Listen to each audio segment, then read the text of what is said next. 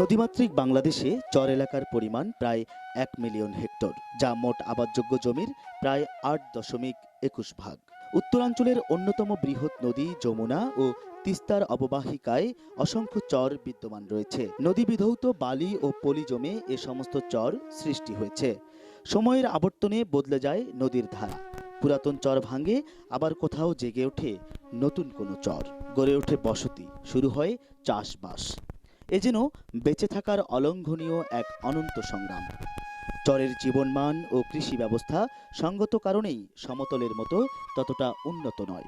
নদী ভাঙন, বিস্তীর্ণ বালুরাশি, অসমতল জমির প্রকৃতি, মাটিতে পুষ্টি উপাদানের স্বল্পতা, বৃষ্টি নির্ভর কৃষি বা সেচ সুবিধার অপ্রতুলতা, এসব নানা প্রতিকূলতার সঙ্গে নিয়েই গড়ে উঠেছে চর এলাকার কৃষি ব্যবস্থা। এ সমস্ত চর এলাকায় নানা ধরনের ফসলের চাষাবাদ হয়ে থাকে।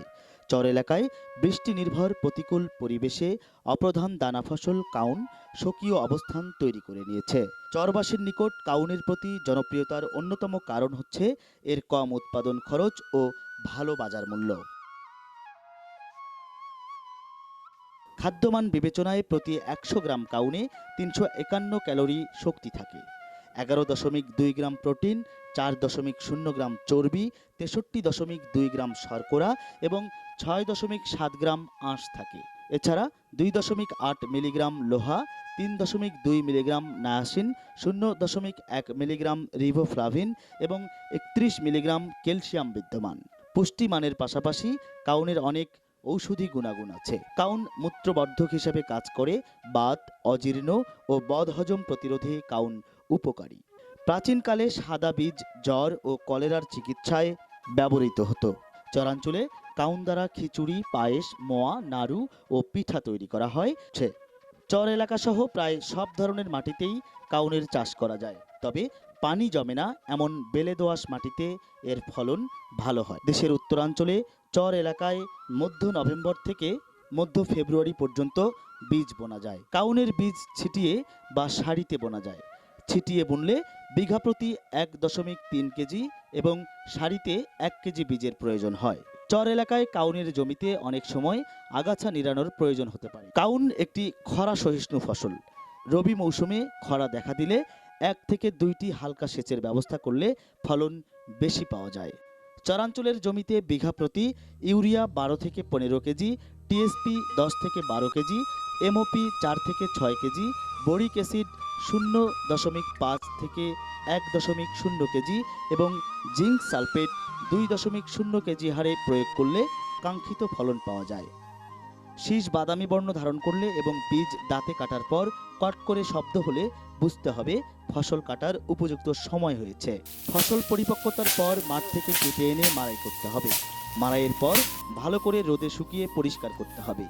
বীজ ভালোভাবে রোদে শুকানোর পর ছায়ে ঠান্ডা করে বায়ুরোধী অবস্থায় সংরক্ষণ করতে হবে। সংরক্ষিত কাউনের বীজ ২ থেকে ৩ মাস পর পাত্রের মুখ খুলে রোদ্রে শুকিয়ে নিয়ে ঘরের তাপমাত্রায় ঠান্ডা করে সংরক্ষণ করলে বীজের গুণগত মান ভালো থাকে। বর্তমানে গাইবান্ধা জেলার প্রায় ১০০ হেক্টরের কাছাকাছি এলাকায় কাউনের চাষ হয়ে থাকে, যা থেকে প্রায় ১১৯ টন কাউন পাওয়া যায়। মূলত গাইবান্ধা জেলার সাঘাটা ও ফুলছড়ি উপজেলার চরাঞ্চল সমূহে স্থানীয় জাতের কাউন দীর্ঘদিন যাবৎ চাষাবাদ হয়ে আসছে, যা হতে প্রতি হেক্টরে ১০০০ থেকে ১২০০ কেজি ফলন পাওয়া যায়। আধুনিক জাতের সম্প্রসারণ ও উত্তম ব্যবস্থাপনার মাধ্যমে ফলন প্রায় দ্বিগুণ বাড়ানো সম্ভব। উদ্দেশ্যকে সামনে রেখে সরেজমিন গবেষণা বিভাগ, বাংলাদেশ কৃষি গবেষণা ইনস্টিটিউট গাইবান্ধা কর্তৃক পরিচালিত গবেষণায় দেখা যায় যে বাংলাদেশ কৃষি গবেষণা ইনস্টিটিউট কর্তৃক উদ্ভাবিত উন্নত জাত বাড়ি কাউন ২ স্থানীয় জাতের তুলনায় প্রায় ১.৫ থেকে ২ গুণ ফলন দিতে সক্ষম। চর এলাকায় পরিচালিত গবেষণায় দেখা গেছে যে প্রতি হেক্টরে বাড়ি কাউন ২ প্রায় ২৪০০ থেকে ২৭০০ কেজি পর্যন্ত ফলন দিতে পারে। উপরন্তু বাংলাদেশ কৃষি গবেষণা ইনস্টিটিউট কর্তৃক উদ্ভাবিত এ জাতটি স্থানীয় জাতের তুলনায় ১০ থেকে ১৫ দিন আগাম পরিপক্ক হয়, যার ফলে কৃষকগণ এ জাতের কাউন আবাদে বেশি মুনাফা করছেন এবং উৎপাদন বৃদ্ধির মাধ্যমে কৃষকের আয় বৃদ্ধি হচ্ছে। ফলন বেশি আর কি, দানাও ভালো হচ্ছে, মানে কাউন্টও বেশি হচ্ছে আর কি। কাউন ব্যবসা করি আমি, কিনি জায়গায় জায়গায় কিনে ফুলছড়ি হাট বিক্রি করি, তারপরে নাকই হাট বিক্রি করি, সোনাখোলা বিক্রি করি। আর ১ মণ কাউন বিক্রি হবে স্যার 1150 টাকা থেকে 1200 টাকা পর্যন্ত। তাহলে 10,000 টাকা পাবেন, 11,000 টাকা। জি স্যার, এটাই আসবে। 1000 খরচ। তাহলে এটা কয়দিনে হলো তাহলে এটা? এটা 3 মাসের মধ্যে হয়ে যাচ্ছে স্যার। 3 মাস 3.5 মাসের মধ্যে হয়ে যাচ্ছে। 3 মাস সাড়ে 3 মাস 1 বিঘা থেকে 7,000 টাকার মতো লাভ। জি স্যার, লাভ আসে। এবং যে লোকাল দেশি চেয়ে স্যার এটা অনেক ফলন বেশি, এটা সিজেতেই পার্থক্য হচ্ছে, অনেক ফলন রাখবেন, বেশি। বীজ রাখবেন। জি স্যার, আমরা এই গত বছর নিজেরাই রাখছিলাম এই বীজ। অন্যরা বীজ রাখবেন। জি স্যার, বীজ রাখবো। এইটা কারা কেনে কারা? এটা যে বাজারে যে কোনো সবাই কিনে স্যার, বা যারা গুদামজাত করে তারা এটা অনেক দূরে দূরে থেকে এসে এখান থেকে নিয়ে যায় স্যার। এটা কি করে খাওয়ার? এটা আমরা তো জানি যে খাওয়া হিসেবে, কিন্তু এখন শুনছি স্যার এটা বিস্কুট বা বেসন এগুলোর কাজে এই ব্যবহার হচ্ছে।